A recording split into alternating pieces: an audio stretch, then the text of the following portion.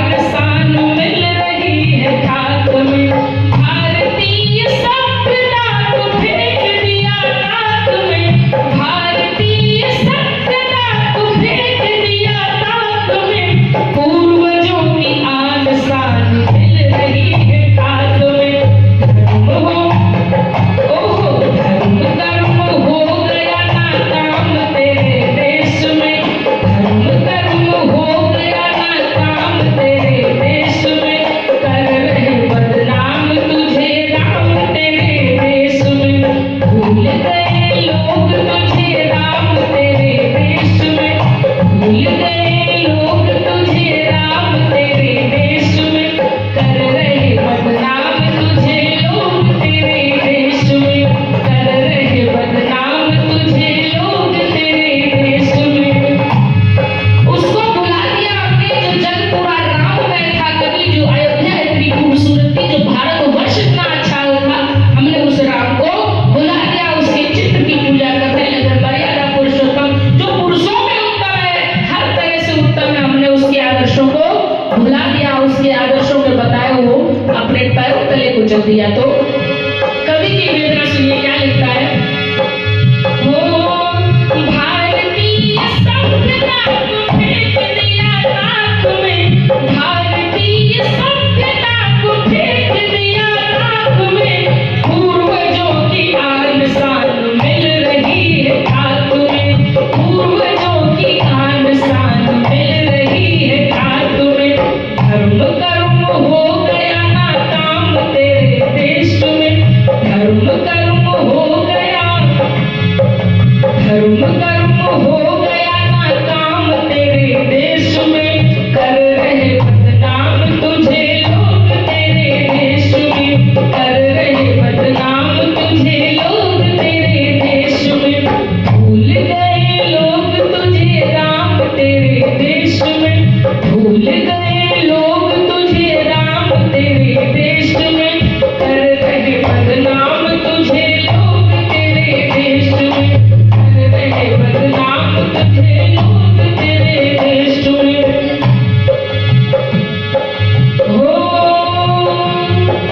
हो रही है सब जगह माँ बाप की अवहेलना, हो रही है सब जगह। मर्यादा पुरुषोत्तम श्री रामचंद्र जी को उनके पिताजी ने 14 वर्ष का वनवास दे दिया, लेकिन उस व्यक्ति ने अपने मुंह से चूं शब्द तक नहीं कहा कि हे पिताजी, मुझे इतने बड़े साम्राज्य में क्या मेरे लिए एक पैर रखने की भूमि नहीं है। चुपचाप स्वीकार कर लिया वन को। लेकिन आज के समय में यदि माता पिताओं की संतान ऐसा करते तो उसका रिजल्ट क्या होगा आप बहुत अच्छे से जानते हैं। अभी 1000 रुपए नए कपड़ों के लिए ना दो, देखो कैसा बोलते हैं बच्चे। तो हो रही है सब जगह माँ बाप की अवहेलना, तोड़ कर दिलों का इनके बल बलों से खेलना, हो रही है सब जगह माँ बाप की अवहेलना, हो रही है सब जगह माँ बाप की अवहेलना, तोड़ कर दिलों के इनके बल बलों को खेलना, लूट रही लाज सरेआम